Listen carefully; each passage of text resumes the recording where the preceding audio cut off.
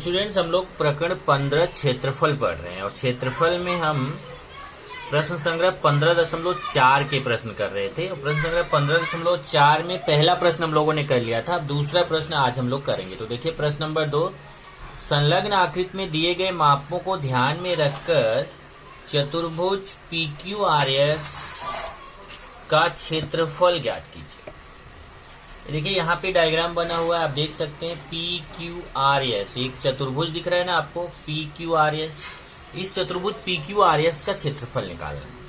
तो कैसे निकालेंगे ये जो चतुर्भुज PQRS का क्षेत्रफल है? ये अगर आप देखें चतुर्भुज ये दो त्रिभुजों से मिलके बना हुआ है। देखिए एक त्रिभुज है, एक त्रिभुज है। देखिए इसमें 1 2 3 भुजा है, इसमें भी 1 2 3 भुजा, AB त्रिभुज AB त्रिभुज। अगर हम इन दोनों त्रिभुजों का क्षेत्रफल निकाल लें और इन दोनों त्रिभुजों का क्षेत्रफल निकाल के उसको जोड़ दें तो हमें ये पूरा चतुर्भुज का क्षेत्रफल मिल जाएगा। इसका मतलब हमें अलग अलग इन दोनों त्रिभुजों का क्षेत्रफल निकालना है और फिर उसको जोड़ना है। अब अगर इसमें देखेंगे तो क्षेत्रफल निकालने के लिए हमें सबसे पहले एक भुजा PR जो है ना वो पता नहीं है। तो सबसे पहले हम भुजा PR को पता करेंगे। कैसे? देखिए यहाँ देखिए तो एक समकोण त्रिभुज बन रहा है, समकोण त्रिभुज PSR। ये देखिए ये समकोण त्रिभुज बन रहा है और समकोण त्रिभुज में हम पाइथागोरस का प्रमेय लगा के कर्ण PR निकाल सकते हैं। तो पहला काम हम वही करेंगे, कर्ण PR निकालेंगे। तो चलिए चतुर्भुज PQRS में PS दिया है 36 मीटर, SR दिया है 15 मीटर, PQ दिया है 56 मीटर और QR दिया है 25 मीटर। तो पहले समकोण त्रिभुज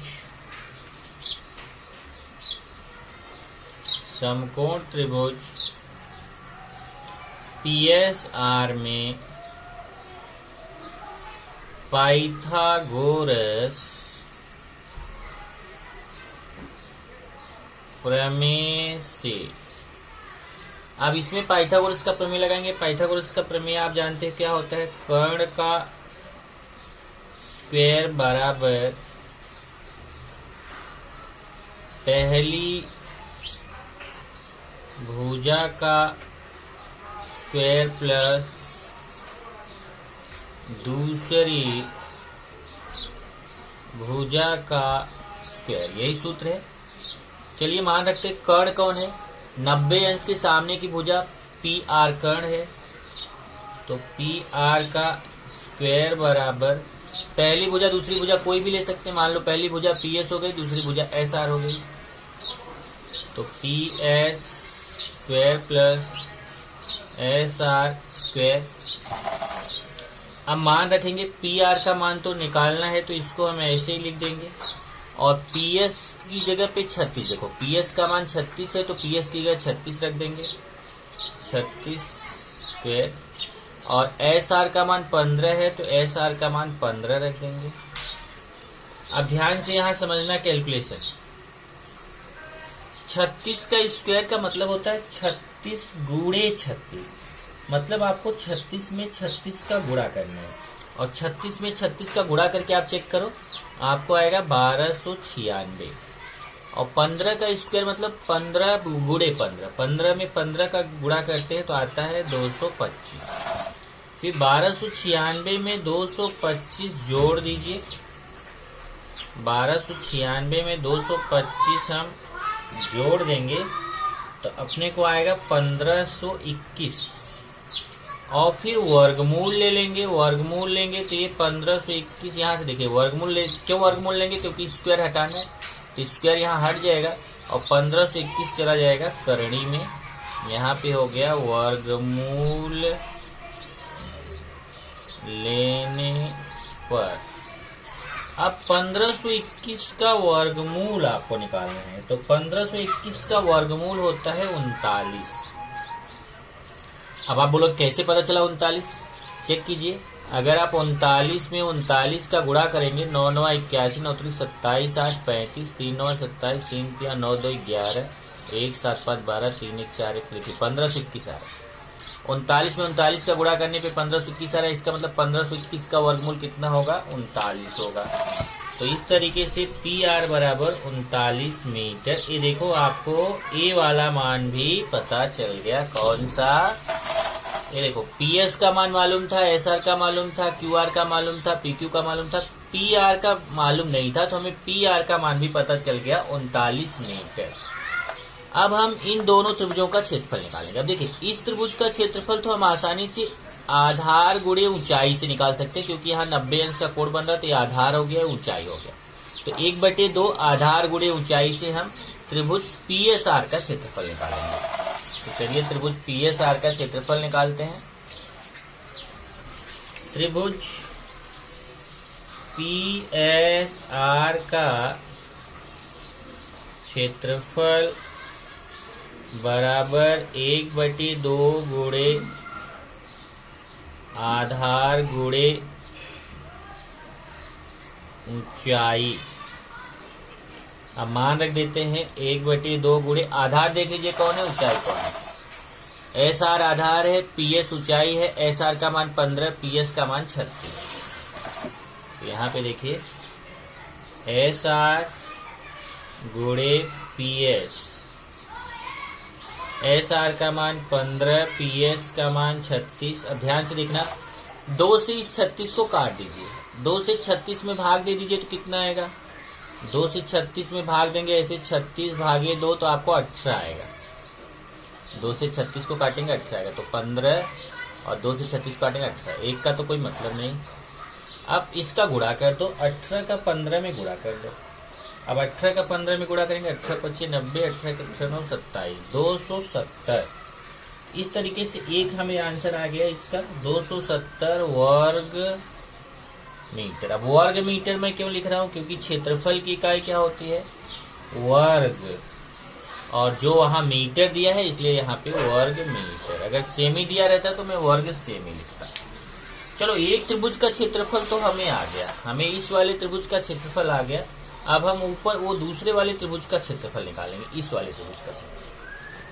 इस वाले त्रिभुज में आप देखेंगे तो कहीं 90 अंश का कोण नहीं बन रहा है, इसलिए हम 1/2 गुणे आधार गुणे ऊंचाई वाला सूत्र यूज नहीं कर सकते हैं। अब हमें यहाँ पे दूसरा सूत्र यूज करना पड़ेगा क्षेत्रफल का। जब त्रिभुज की तीनों भुजाएं ज्ञात हो, हीरो का सूत्र प्रयोग करना पड़ेगा, क्योंकि इसमें देखो इसकी तीनों भुजाएं पता है। एक भुजा को ए मानेंगे, दूसरी को बी मानेंगे, तीसरे को सी मानेंगे। तो त्रिभुज PQR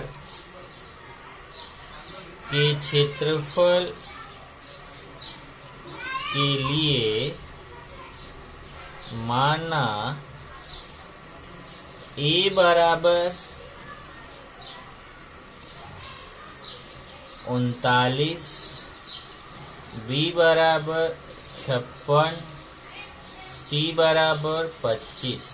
देख लीजिए ए वाला मान हमें 39 आया हुआ है। देखिए ए वाला मान हमने यहाँ पे पी आर का मान 39 निकाला है। यहाँ से देखिए पी आर का मान 39 निकाला हुआ है। देखिए पी आर का मान 39 है, ये पी आर का मान 39 है। तो ए इसको किसी को भी ए मान लो, एक को बी एक को सी। देखिए इस त्रिभुज में 3 भुजा है, 1 2 3। इसको मान लो ए मान लिया, इसको बी इसको सी। आप चाहे इसको ए मानो, इसको बी इसको सी, उससे कोई फर्क नहीं। एक को ए मानो, एक को बी एक को सी। जैसे हमने पी आर 39 है, उसको ए मान लिया। पी क्यू 56 उसको बी मान लिया। क्यू आर 25 है, उसको सी मान लिया। देखिए तब हम निकालेंगे अर्ध परिमिति एस। एस बराबर क्या होता है? एस बराबर होता है ए प्लस बी प्लस सी बटे 2। तो हो जाएगा 39 प्लस 56 प्लस 25 बटे 2। अब 39, 56 और 25 इसको जोड़ेंगे तो आएगा 120। 120 बटे 2 यहां से हो जाएगा S बराबर 120 बटे 2। और 120 में 2 का भाग देंगे तो कितना हो जाएगा? S बराबर 60 मीटर। अब देखो S का मान आपको आ गया 60 मीटर, तब आप निकालेंगे, इसलिए त्रिभुज PQR का क्षेत्रफल, ये त्रिभुज PQR है, त्रिभुज PQR का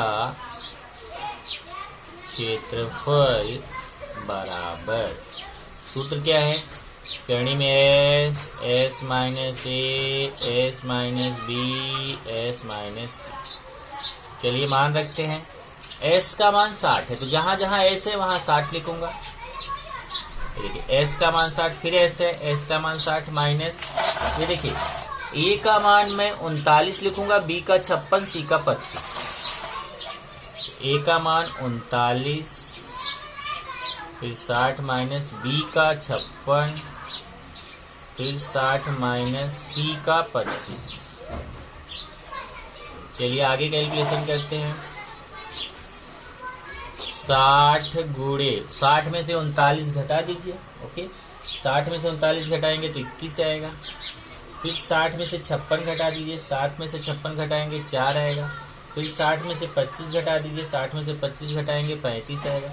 अब इसके छोटे छोटे भाग करेंगे, 60 के छोटे छोटे भाग करेंगे। ये देखो एक मैं करके दिखा देता हूँ। जैसे मुझे 60 के छोटे छोटे भाग करना है, पहले मैं 2 से काटूंगा तो 30 आएगा, 60 में 2 का भाग दूंगा 30, फिर 30 में फिर 2 का भाग दूंगा तो 15 आएगा, फिर 15 में 3 का भाग दूंगा तो 5 आएगा, फिर 5 में 5 का भाग दूंगा 1 आएगा। तो 60 को मैं लिख सकता हूँ 2 गुणे 2 गुणे 3 गुणे 5। तो 60 को मैं लिख दिया 2 गुणे 2 गुणे 3 गुणे 5। इसी तरीके से 21 का देखिए करेंगे तो ऐसे 3 से काटेंगे तो 3 सते 21, फिर 7 से काटेंगे 7 1 7, तो 21 को 3 गुणे 7 लिख सकते हैं, 21 को 3 गुणे 7। ऐसे ही 4 को हम लिख सकते हैं 2 गुणे 2, ऐसे ही 35 को लिख सकते हैं 5 गुणे 7, 5 सत्ते 35 होता है। अब क्या करिए, जो सजाती पद है उनको साथ में लिख लीजिए। अब सजाती पद मतलब जो ये समान संख्या है उसको साथ में लिखिए। देखिए 2 कितनी बार है, 1 2 3 4, 4 बार 2 है, 1 2 3 4। फिर 3 देखिए कितनी बार है, 1 2 2 बार है। फिर 5 कितनी बार है, 1 2 2 बार है। फिर 7 कितनी बार, 1 2 2 बार है। अब 2 की जोड़ी 2 की जोड़ी 3 की जोड़ी 5 की जोड़ी 7 की जोड़ी, इस 2 की जोड़ी में एक 2 निकल जाएगा, इस 2 की जोड़ी में एक 2 निकल जाएगा, इस 3 की जोड़ी में एक 3 निकल जाएगा, इस 5 की जोड़ी में एक 5 निकल जाएगा, इस 7 की जोड़ी में एक 7 निकल जाएगा। अब इसका गुणा कर दीजिए, 2 दूना 4 3 12 5 60, 60 का 7 से गुणा करेंगे 6 12, 420 वर्ग मीटर। अब देखो दोनों हमें आ गया, हमें दोनों त्रिभुज का क्षेत्रफल आ गया। अब केवल दोनों को जोड़ना है। इधर देखिए ये त्रिभुज PSR का क्षेत्रफल 270 आ गया और त्रिभुज PQR का क्षेत्रफल 420 आ गया। इसका आ गया 270, इसका आ गया 420। अब ये दोनों जोड़ देंगे तो ये पूरा चतुर्भुज का क्षेत्रफल पता चल जाएगा। चलिए दोनों को जोड़ देते हैं। इसलिए चतुर्भुज PQRS का क्षेत्रफल बराबर त्रिभुज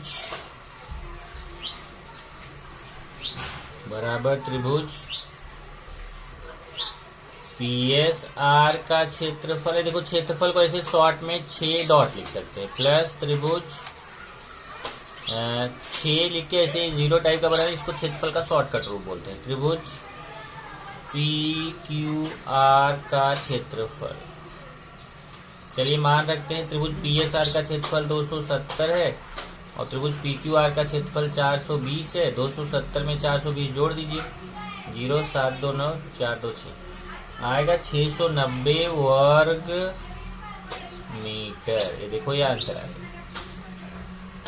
तो यहाँ पे अब मैं उत्तर लिख दूंगा।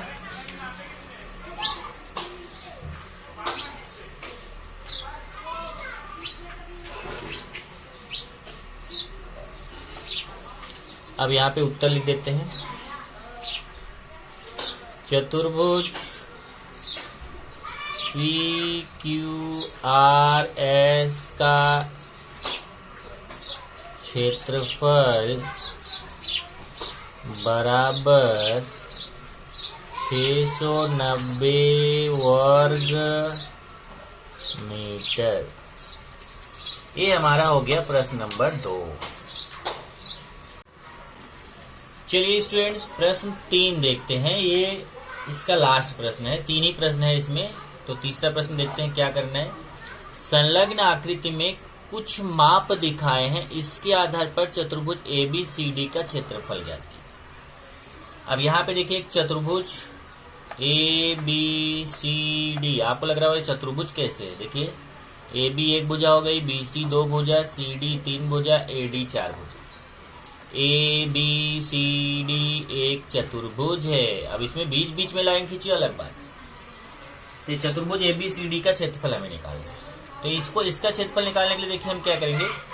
एक बार त्रिभुज BDC, ये देखिए ये जो त्रिभुज है इस BDC का क्षेत्रफल निकालेंगे 1/2 आधार गुणे ऊंचाई। और एक बार इस त्रिभुज का क्षेत्रफल निकालेंगे 1/2 आधार गुणे ऊंचाई, क्योंकि यहाँ देखिए आधार ऊंचाई 90 अंश का कोण बन रहा है, आधार ऊंचाई 90 अंश का कोण बन रहा है। ओके, चलिए निकालते हैं। पहले चतुर्भुज ABCD में AB दिया है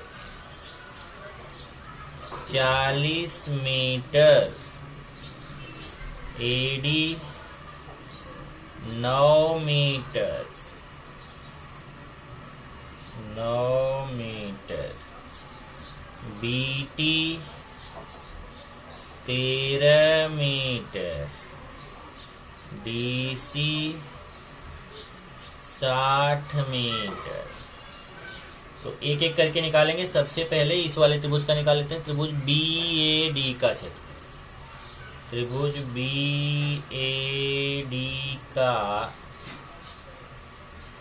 क्षेत्रफल 1/2 गुणे आधार गुणे ऊंचाई, यही तो सूत्र है। त्रिभुज BAD का क्षेत्रफल देखिए, त्रिभुज का क्षेत्रफल। अब आप बोलो नहीं ये यही कैसे पता चला। देखिए जब 90 अंश का कोण बन रहा है तो ये अगर AD को आधार ले ले, BA को ऊंचाई ले ले, तो यहाँ 1/2 गुणे आधार गुणे ऊंचाई से त्रिभुज BAD का क्षेत्रफल निकाल सकते हैं। तो वही क्षेत्रफल हम लिख रहे हैं। अब चलिए मान रखते हैं 1/2 गुणे आधार हो गया AD गुणे ऊंचाई हो गया BA। चलिए मान रखते हैं 1/2 गुणे AD का मान कितना है 9, और BA का मान कितना है 40। अब 40 में 2 का भाग दे दीजिए, हो जाएगा 9 1 के 9 गुणे 2 से 40 को काट दीजिए। अब 40 में 2 का भाग देंगे कितना आएगा 20। और फिर समझा ना, ये 2 से 40 को काटेंगे तो 20 आएगा। तो 9 1 के 9, और यहाँ 2 से 40 को काटा तो 20 आया। 9 का फिर 20 में गुणा कर दीजिए, 9 दूना 18, 180 वर्ग मीटर। ये देखो एक आ गया। फिर अब निकालेंगे इस वाले त्रिभुज का क्षेत्रफल, त्रिभुज BDC का क्षेत्रफल। चलिए त्रिभुज BDC का क्षेत्रफल एक बार फिर से 1/2 गुणे आधार गुणे ऊंचाई, 1/2 गुणे आधार। आधार कौन है देखिए यहाँ पे फिर से, आधार है DC, ऊंचाई है BT। कैसे पता चलता है देखिए, जैसे अगर ये त्रिभुज हमारा है BDC, ये देखिए। अब अगर आप कोई स्टूडेंट बोल रहा होगा सर अगर हम ये वाले त्रिभुज का अलग निकालें, इसका अलग निकालें, तो उसका अलग निकालने के लिए आपको प्रॉब्लम क्या आएगा कि ऊंचाई तो पता है, लेकिन ये देखो इसका DT का मान और CT का मान नहीं पता है। कोई बोलेगा सर 60 है तो इसको आधा आधा कर दीजिए, 30-30। हमें मालूम नहीं है कि आधा आधा है, बड़ा छोटा भी तो हो सकता है। इसलिए हम इनका अलग अलग नहीं निकाल सकते। इसके लिए हमें ये पूरे का आसानी से निकाल सकते हैं। देखिए जब त्रिभुज BDC का आधार अगर आप DC लेते हो तो ऊंचाई B से खींचा जाएगा, ऊंचाई हो जाएगा BT। तो यहाँ पे आधार हो गया DC, ऊंचाई हो गया BT। यहाँ हो गया DC गुणे BT 1/2 गुणे, अब यहां से देखिए DC का मान कितना है 60 है और BT का मान कितना है 13 है। यहां से हम मान रख देंगे DC का मान 60 और BT का मान 13। अब हम 2 से 60 को काटेंगे। अब कुछ स्टूडेंट सोचेंगे यहाँ 2 से 13 को क्यों नहीं काट रहे, क्योंकि 2 के पहाड़े से 13 नहीं कटता है, पर 2 के पहाड़े से 60 कटता है। तो आप क्या करोगे, ऐसे 60 भागे 2 करोगे, 2 3 6 0 0, तो 60 में 2 का भाग दिया तो कितना आया 30 आया। यहाँ 2 से 60 को काटेंगे 30 आएगा, 30 के 30 गुणे 13। अब 30 में समझा ना, 2 से 60 को काटा 30 आया और गुणे 13। 30 में 13 का गुणा कर दीजिए, 13 3 39, 390 गुणा करना आता है ना आपको, ये 0 हो गया, 13 3 39, 390 वर्ग मीटर। इस तरीके से हमें ये 2 त्रिभुजों का क्षेत्रफल आ गया। कौन कौन से त्रिभुज का आ गया, तो देखिए एक इस वाले त्रिभुज का क्षेत्रफल आ गया, त्रिभुज BAD का क्षेत्रफल आ गया, और एक त्रिभुज BDC का क्षेत्रफल आया। त्रिभुज BAD का क्षेत्रफल कितना आया, यहां से देखिए त्रिभुज BAD का क्षेत्रफल आया 180 वर्ग मीटर, और त्रिभुज BDC का क्षेत्रफल कितना आया, यहाँ से देखिए त्रिभुज BDC का क्षेत्रफल आया 390 वर्ग मीटर। अब हम क्या करें, ध्यान से देखो, इस त्रिभुज का क्षेत्रफल और इस त्रिभुज का क्षेत्रफल, ये दोनों त्रिभुजों का क्षेत्रफल जोड़ दे तो ये पूरा चतुर्भुज मिल जाएगा। देखिए इस वाले त्रिभुज का क्षेत्रफल और ये पूरा ये बड़ा वाला त्रिभुज, इस वाले त्रिभुज का क्षेत्रफल, इन दोनों त्रिभुजों के क्षेत्रफल को जोड़ दे तो पूरा चतुर्भुज ABCD का क्षेत्रफल मिल जाएगा। यहाँ लिखेंगे, इसलिए चतुर्भुज ABCD का क्षेत्रफल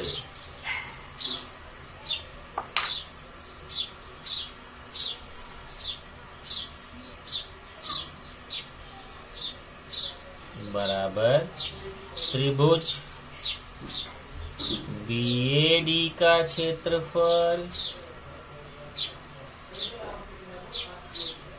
प्लस त्रिभुज BDC का क्षेत्रफल। अब चलिए मान रखते हैं, सबसे पहले त्रिभुज BAD का क्षेत्रफल। यहां से देखिए त्रिभुज BAD का क्षेत्रफल कितना है 180, तो त्रिभुज BAD का क्षेत्रफल लिख देंगे 180, फिर प्लस, ये प्लस है यहाँ, त्रिभुज BDC का क्षेत्रफल। देखिए त्रिभुज BAD का क्षेत्रफल, तो त्रिभुज BAD का क्षेत्रफल 180 है, तो त्रिभुज BAD का क्षेत्रफल 180 लिख दिया, फिर प्लस त्रिभुज BDC का क्षेत्रफल। यहाँ से देखिए त्रिभुज BDC का क्षेत्रफल कितना है, त्रिभुज BDC का क्षेत्रफल 390 है, ये 390 लिख दिया। अब 180 में 390 जोड़ लीजिए, 180 में 390 जोड़ लेते हैं, 0 9 8 17 हासिल 1 3 2 5 आएगा कितना 570। तो जोड़ने पे कितना आ गया यहाँ पे 570। 180 में 390 जोड़ेंगे तो आएगा 570, तो यहाँ पे लिख देंगे 570 वर्ग मीटर। तो यही हमें निकालना था चतुर्भुज ABCD का क्षेत्रफल, तो यहाँ पे अब हम उत्तर लिख लेंगे। उत्तर चतुर्भुज ABCD का क्षेत्रफल बराबर 570 वर्ग मीटर। ये हमारा उत्तर हो जाएगा। इस तरीके से अगर आप देखोगे तो हम लोगों ने जो क्षेत्रफल पढ़ लिया वो कितना पढ़ लिया। सबसे पहला जो हमने प्रश्न संग्रह 15.1 किया था उसमें समांतर चतुर्भुज के क्षेत्रफल का सूत्र लगाया था। उसके बाद तब 15.2 में आए, हम सम चतुर्भुज के क्षेत्रफल का सूत्र लगाए। फिर हम 15.3 में आए, वहां पे हम लोगों ने समलंब चतुर्भुज का क्षेत्रफल पढ़ा। और फिर हम लोग 15.4 में आए, यहाँ पे हमने त्रिभुज का क्षेत्रफल पढ़ा। और त्रिभुज के क्षेत्रफल का हमने दो सूत्र पढ़ा। एक, जब आधार और ऊंचाई पता हो तो त्रिभुज का क्षेत्रफल होता है, त्रिभुज का क्षेत्रफल बराबर 1/2 गुणे आधार गुणे ऊंचाई। और दूसरा त्रिभुज का क्षेत्रफल हमने पढ़ा हीरो का सूत्र, कि जब त्रिभुज की तीनों भुजाएं अगर हमें ज्ञात है तो हम त्रिभुज का क्षेत्रफल निकाल सकते हैं। तो उस त्रिभुज का क्षेत्रफल क्या पढ़ा, करणी में S, S minus A, S minus B, S minus C. जहां पे S निकालने के लिए आपको सूत्र बताया गया S बराबर A प्लस बी प्लस सी बटे 2। S को अर्ध परिमिति बोलते हैं।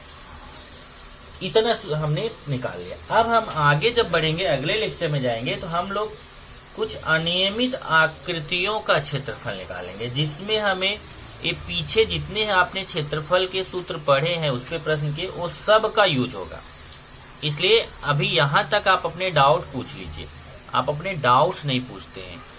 अगर इतना बड़ा बड़ा क्वेश्चन किया जा रहा है तो कहीं न कहीं तो आपको डाउट आता होगा, वो डाउट आपको पूछना चाहिए।